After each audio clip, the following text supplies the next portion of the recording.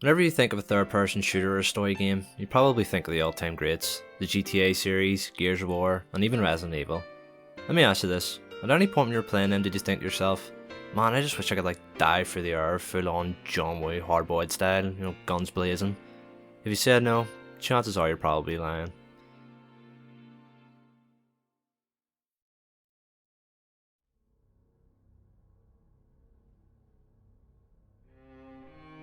Welcome to my retrospective on Max Payne 3.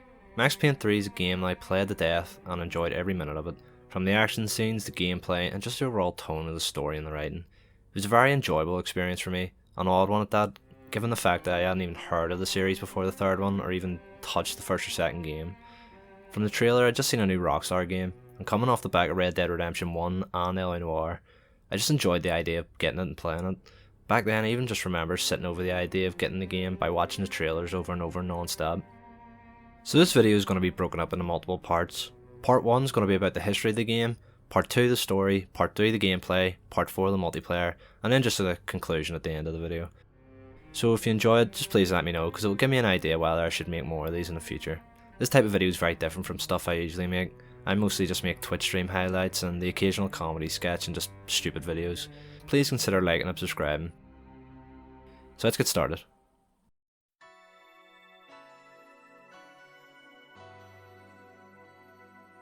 Originally in 2004, Max Payne 3 had been confirmed that it was going to be released, but after years of silence, there was no word on exactly when that was going to be.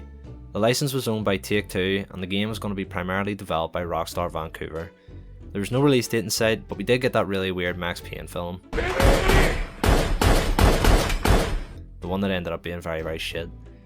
In 2009, Rockstar confirmed that the game was going to be released in winter the same year. The site for Max Payne 3 was launched, with pieces of artwork featuring our painkiller addict hero in New York in a different setting, but it ended up getting pushed back again. In 2010, it was announced that the original voice actor for Max was going to be reprising his role. The release date was once again pushed back until the eventual release date of May 2012. Going from the black and white film noir theme of New York from the first two games to a more sunny setting in Brazil. Even with this change, the game does not lack on telling a dark story. The game's locations vary a lot, going from derelict buildings, nightclubs, and the favelas of Sao Paulo.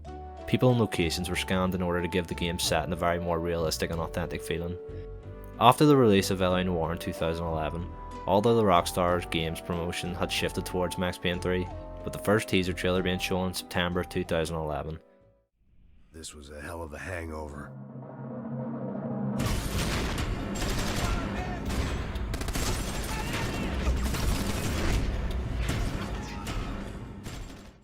In November, Rockstar had a 5-part video series on the design and tech that was going to be going into the game, showing off the new mechanics and the gunplay.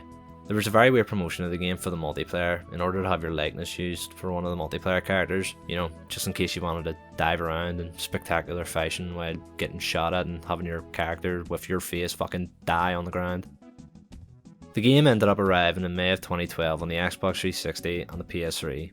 The Xbox 360 version was on 2 discs, mostly because it didn't have a Blu-ray player unlike the PS3. Shortly after both of these releases, it ended up coming out on the PC.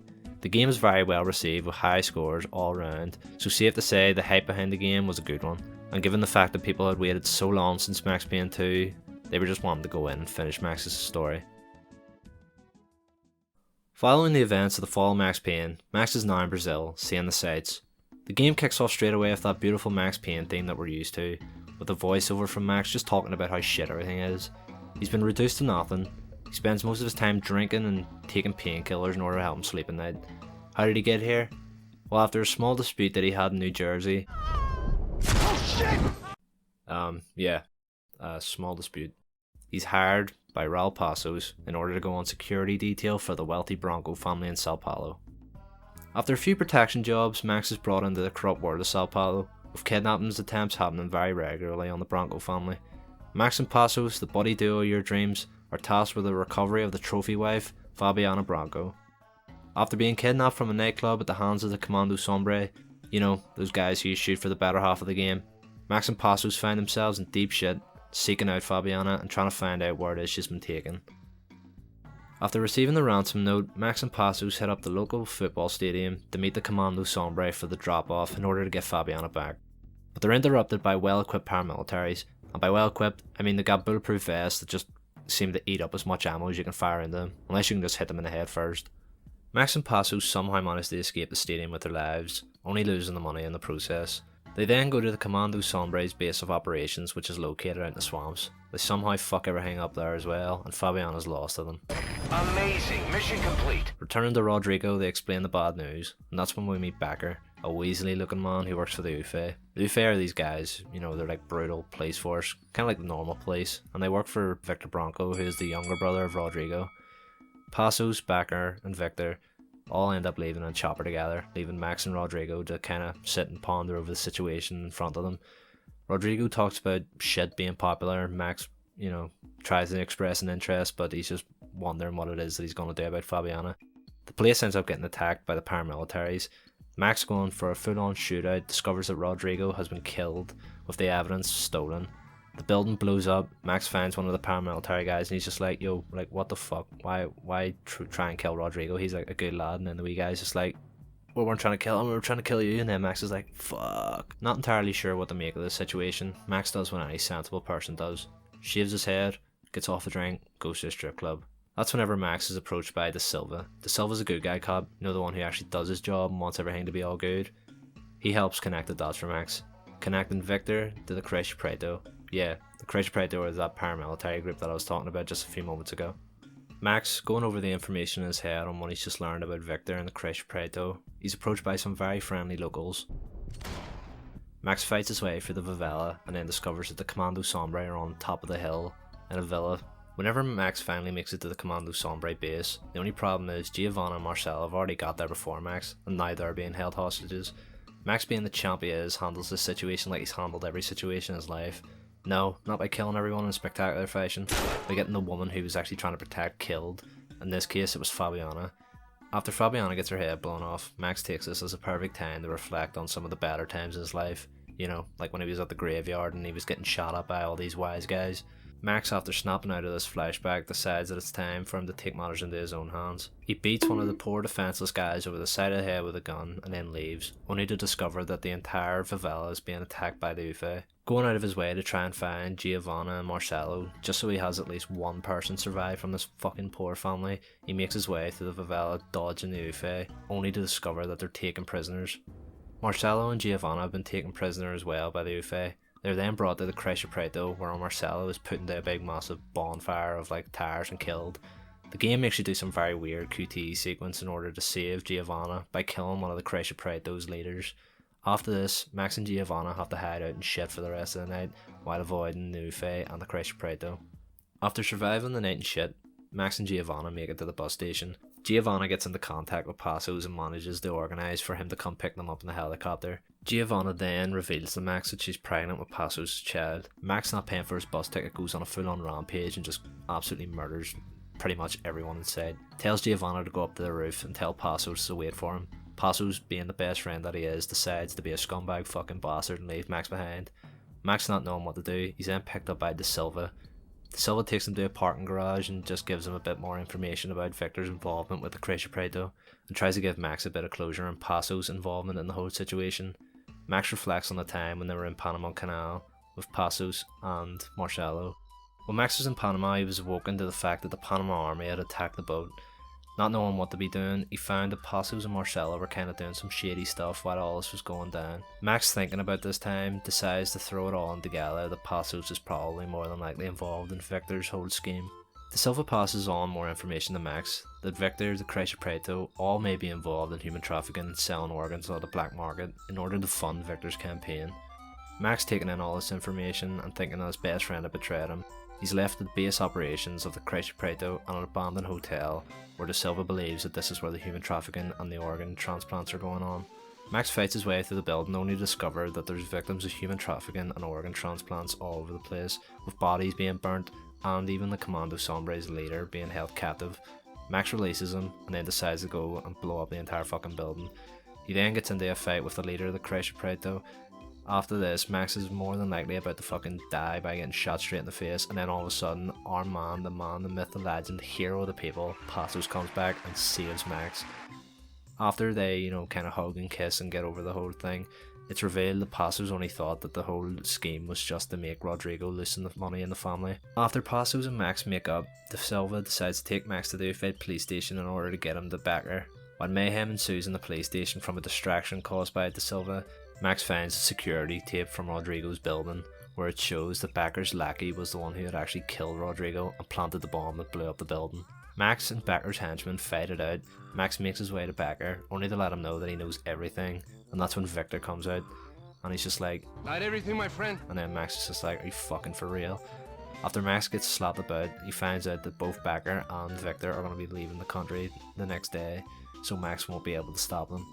Max has a slight emotional moment after finding out this news. God damn it! Max realizing that the only way to get to Becker and Victor is by heading to the airport and going full on postal in order to find them and stop them. Max, being the tourist that he is, turns up to the airport only to be spotted instantly by the Ufe, and that's whenever a full on shooting match ensues. Max at this point decides it's a good idea to take a vendetta against anyone who literally draws breath in this entire airport. He goes from gate to gate and just blows anyone wearing blue absolutely away. And that's whenever Max makes it to the train tracks. After fighting on the train, Max then makes it to the hangar and finds Becker and Victor about to leave. Max and Becker have a altercation of sorts when Becker uses a grenade launcher to try and persuade Max just to go home and, live the rest of his life. Max does a full on fucking Matrix commando dive, shoots one of the grenade launchers and blows Becker to Kingdom Come. Becker on the floor, half alive. Max decides whether or not that he should just fucking shoot him straight in the face or not, which is kind of odd considering that Max has shot and killed every single person who's ever crossed his path in this entire game so far, so shooting him is kind of a weird one, but it's a choice that the game gives you for some strange reason. Deciding on whether or not you shoot him or not, De Silva pulls up in the car and he's just like, "Yo, we need to fucking stop this plane," and then Max is like, "Right, yeah, I forgot about that whole thing," grabs Becker's grenade launcher, and then they fly out in the car, blow up Victor's plane. Victor's just like, "You know I'll walk." And then Max is just like, "You'll walk with a lift." After this whole fiasco, some time has passed. Max is chilling out at a beach, watching the TV, drinking some soda, sober as a fucking duck, chilling out with his bald head and his beard, and he finds out that Victor has been suicided in jail. Max, realizing that he's actually done something good for the world for once, decides to walk off into the sunset, quite literally, and then that's how the story ends for the game. Returning back to the previous installments, you have all the things you would expect: painkillers for health, bullet time, diving around like a fucking dolphin. Although one of the differences compared to the first and second one, instead of painkillers healing you over time, they pretty much just heal you instantly in Max Payne 3. Compared to Max Payne 1 and 2, I prefer that the painkillers heal you quickly. In Max Payne 3, you're pure commando diving about and you want to be able to heal quick enough if you're in a tight spot. Along with this, there's an addition of a new feature, the Last Man Standing mode. This is whenever you still have painkillers in your inventory, but you've taken enough damage that you should have been dead. You go into like some slow motion fall into the ground, and if you kill the person who's shooting at you, then you'll get another chance to continue the level. Bullet cams have returned as well, with a little bit of a difference. By holding A or whatever button it is respective to the console, you're able to slow down time and actually watch someone's fucking life drain from their face, if that's the kind of thing you're interested in, you sick bastard. Overall, I feel like the game's really smooth, even with a controller. I feel like you could have a good time playing this, aiming, quickly locking onto people's heads with ease. Although if you're playing this with mouse and keyboard, and you're doing it like a graceful ballet dance of just sheer carnage, spinning around at high sensitivity, killing people in the most inhuman way possible, then all power to you. Speaking of lock on, you have the choice of auto aim, half aim and free aim. I always felt that you should play with free aim, because it's always funny shooting one of the guys in the foot, and then the endorphin engine kicks in of them just grabbing their foot being like, "Fuck, that hurt," which is always just kind of funny to me.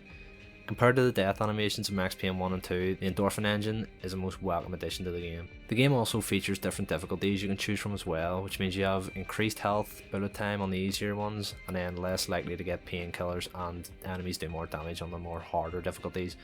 There's also the old school mode as well, which that Last Man Standing feature I spoke about earlier, yeah, that's not in it. It's to give it the more original Max Payne feel. The animations in the game are very smooth as well. Feels super nice diving around and clearing a room full of people while not looking janky or anything. Or if you wanted, you could just like dive onto a seat while people are getting kidnapped while Max just, kind of relaxes. When you dive into walls, if you were to do that for some reason, Max will bounce off it. The animations are very smooth and kind of react to what it is that Max is laying on. If he was like half lying on something, his legs will kind of dangle over instead of just awkwardly hanging over a ledge. There were some parts of the game where you could dive through parts of the geometry, but it wouldn't really happen in normal gameplay unless you were actually looking for something to dive through and try and glitch your way around the game. The game gets rid of the Max Payne 1 and 2 save system and replaces it with a checkpoint system. Whenever I played through Max Payne 2 eventually, there's nothing that could ever have prepared me for going through 3 missions just to die and get sent back to the very fucking start of the game, so the checkpoint system was very, very welcome. The game also offers collectibles for players to find as well, from pieces of gold and guns which are located throughout the levels, to bits of evidence which help link the story together. The gold guns always stuck out to me because I always find it funny that you can run around as Max with a golden AK-47 like an absolute pimp, just killing everyone in Sao Paulo. The evidence collectibles were always interesting for the game. For example, there's a footballer who's killed in the nightclub in the second mission, and if you go to the stadium, you can actually see a memorial for that player laid out, and you can inspect it. There's also other bits of evidence as well. Like in the first mission, you can find a photograph that the kidnappers left behind to show that Rodrigo was the target. Along with this, there's an ex-cop you can bump into throughout the game as well, and he has an interesting story that develops, but I'll let you find that on your own, because I would rather not spoil it, because you end up really actually liking the guy in the end. In addition to the normal main story, there's also arcade modes for the game, one being Score Attack, where the objective is just to chain kills, do special actions, in order to build up points through the levels to get a high score. There's also the game mode New York Minute. In this game mode, you're in each level and you have one single minute in order to build up time so you can make it from the start to the end, and if you die you have to restart the mission. You gain time just by killing enemies and doing different parts of the level. There's also a hardcore version of this whenever you finish the game where you actually can't use aim assist at all. The missions of the game all flow together nicely as well. Each mission offers a new gameplay set piece and also a new bullet time scene, which just, every time it happens you're always kind of just sitting there with your jaw left open. The locations of the game also help with the gameplay, as you're constantly fighting in new challenging areas that face you as a player.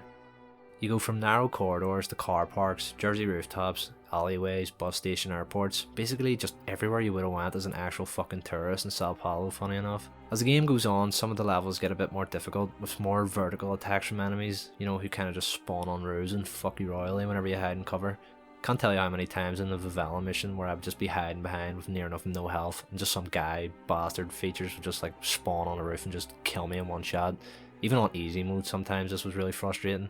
But it, you know, it just never really made you give up. Like you would always just try and fight them again and just try and get the advantage over the people who are on the roofs as well. There's some difficult enemies you face through the game as well. There's some SWAT members who are purely kitted out with bulletproof vests and some of the best weapons in the game. And then there's also bulletproof vested LMG boys who just kind of like blast you away within a few shots. So it's just kind of a friendly reminder that even though you're diving through the air, killing everyone, cover system is definitely useful. Whenever you're in cover, you can actually do blind fire as well if you're afraid of facing the wrath of some enemies, or if you're on like a low painkiller supply. This is in comparison to Max Payne 1, where the difficulty stemmed from just sheer unpredictability. There's enemies in Max Payne 1 who would just spawn in corridors and round corners that you just would not think in a million years some bastard would be hiding with a double barrel to blow your brains out. Although the story for the game is great, there's a real pain in the ass that you can't fucking skip the cutscenes in this game. I can't tell you how many times I was playing this and I was just like, is this thing still fucking loading? There's literally no way. What could this game possibly be loading at times? There would be cutscenes that go on for like 4 to 5 minutes and then you hit A to skip, and just in the corner it would just taunt you, look you in the eyes and be like fuck, you're gonna be skipping this cutscene, mate. You have to watch this shit again. The missions are often broken up by bullet time sequences to help transition between areas. Max would do some mad old fucking move where he would commando dive through a window and it would just end up leading into a cutscene after you've annihilated pretty much anyone who was in sight during that small section where you had the ability to freeze time and kill everyone. The game overall just feels great to play, down to the controls, the difficulty, everything just kind of comes together and makes it a really enjoyable experience. You end up finding yourself restarting checkpoints just so you could actually do a commando dive in some mad place and kill everyone. There's even one in the nightclub, which is like one of those ones I was just talking about, when you actually dive through a window pushing some guy, and if you kill everyone within the time that you're in bullet time, you actually get an achievement to flex off in front of your mates. And then you end up finding yourself a point where you're like, fuck, I just want to do that again. The game also gives you a minute to breathe now and then. Whenever you clear out a room and stuff, that's whenever you would take the time to look at collectibles, or even just play the piano, which is also a very cool feature. Throughout the game, Max finds different pianos, and he's playing it, and he just keeps fucking up every time he does it, but by the end of the game he can play the full-on Max Payne theme perfectly, and he even recognises it, that it's the theme to his life.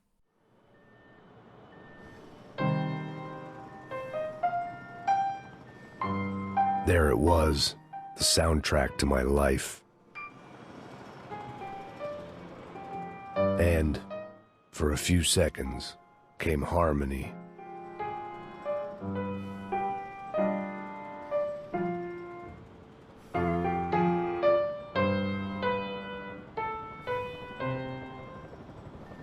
Finally. Even the entire soundtrack for the game is absolutely fantastic. The soundtrack was done by Health, and I swear to God, see when Tears kicks in when you're on the airport mission, something just takes over. So it's safe to say the game's solid in its presentation and gameplay.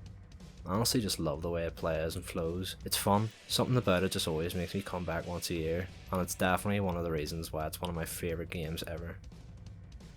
So for the multiplayer, I couldn't really get my own footage. I have Max Payne on all 3 of the platforms, but for some reason I just couldn't find a game. I would just get into empty lobbies and it would say waiting for players to join. But it's weird because I know that there's still a small community that still play this game online. Even from YouTube videos, there's recent videos of people playing the game and having full matches. For the game modes, you had your basics. You had deathmatch, team deathmatch, where you would use your online avatar, run around and kill folks in a map. And some of these maps were taken straight from the campaign, and others were just original parts made specifically for the multiplayer. Bullet time still existed in the multiplayer where you could jump, dive and take out enemies, although it was more confined to who was in your line of vision. The multiplayer played very similar to how the campaign played, except the folks you were fighting were near enough as skilled as you were, and chances are you were going to fucking die a lot more. There was also a ranking system introduced into the multiplayer, where players could reach rank 50, and if they wanted they could almost do like a prestige kind of deal, where they would go back to level 1 with the legend status. You also had weapons, loadouts, where players were able to pick particular skills, you know, like extra adrenaline. You could pick which weapons you had, and some players had different weapons based on whether or not they had pre-ordered the game at the time. There was also the Painkiller game mode, which would start off as a normal deathmatch, and the first person to 20 points would either play as Max or Passos, and the rest of the players would have to try and hunt them down and kill them. There was also the Gang Wars game mode. This was based off key story moments from the campaign, and there was 5 rounds of a possible 12 different game modes, like King of the Hill, the killing VIPs on each team, cash grabs, or just your normal team deathmatch. When it came to the DLCs for the multiplayer, there was a lot that Rockstar had offered. There was also the choice to buy the Rockstar Pass, which basically just pre-purchased all the DLCs, and in total you were saving up to 35% instead of buying them individually. The DLCs consisted of random cosmetics, proper new maps, game modes. The Guerrilla Warfare pack was the first of which these were added. These had added new items for the loadout like a monkey mask, and different abilities like getting extra adrenaline for melee attacks from behind. The booby trap item, which just made your corpse explode if anyone tried to loot you during the multiplayer, which is like, you know, pretty fucked up. Not long after the game's release, the special edition and pre-order items became available to purchase. One of these offered the cemetery map, which does not sound spooky at all. It also offered special weapons, loadouts, and different characters from Max Payne games like Vlad, Mona, Sam Lake's mother from the first game. The second release DLC was the Local Justice Pack. This included new weapons like the M4 and also 3 multiplayer maps, one of which included the police station from the story mode. Not too long after that, the Disorganized Crime Pack was also released for free. This one included new modifiers for the Score Attack game mode and also a new multiplayer map of Hoboken. Soon after that came the Painful Memories Pack. This included locations from flashbacks of Max's life from the single player, such as the graveyard, Panama, and even the subway which Max was in Max Payne 1. This also added new weapons, more achievements and trophies for players to get, as well as 2 new factions for the player to play as in multiplayer as well. The final DLC for the game was the Deathmatch Made in Heaven DLC. This one included a new game mode which was like a co-op wave based one, where players would play as Max and Passos. It also had new items for the multiplayer, and also more achievements for players to unlock in these game modes. There was also the Run and Stun game mode where you took on the role of Captain Baseball Bat Boy's nemesis was that like wee green goblin cunt who like ran around with a stun gun, so that's pretty fun to play. I don't really have too much memories from the multiplayer. I played it a bit whenever it had come out and played the DLCs, but in comparison to the single player just had me gripped, and it was something that I played way more. I enjoyed it too much. I didn't really have time to invest myself in the multiplayer and the ranking systems, and most of the multiplayer games I played back then was still the original Red Dead Redemption and then some of the Call of Duty games that were released at the time. There's still some people who play the multiplayer even now, and it was surprising to me that I had discovered this, but unfortunately I wasn't able to get in any other games and actually, you know, revisit the multiplayer and have a good time with it. There was also MLG tournaments for Max Payne 3's online mode, with prize pools of God knows how much fucking amount of money that was going into them. So basically, to sum up the whole dealio with this video, basically this game is just something that you should definitely give a go if you haven't played it already. even if it's just something to try. And if you don't like it, fair enough, but know that I'll probably just fucking come and find you and, you know, make sure that you like it. I play the game maybe once or twice a year. I had no real emotional attachment to the character in Max before Max Payne 3, considering I never played the first or second one. The voice acting from James McCaffrey was just brilliant.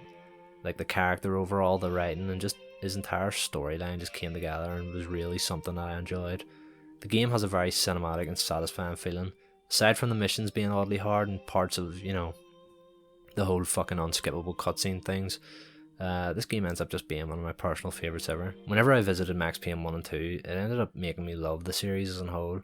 Even now I see online a lot of people wishing for Max Payne 4. I really hope that this doesn't happen, considering that Max Payne 3 ended on such a high. But, you know, I would very much doubt that Rockstar would make another Max Payne, considering that the fact that their IPs such as GTA Online and Red Dead Online are doing so well. So unless Max Payne can somehow make a multi-billion-dollar multiplayer mode, I very much doubt that Rockstar would touch it anyway.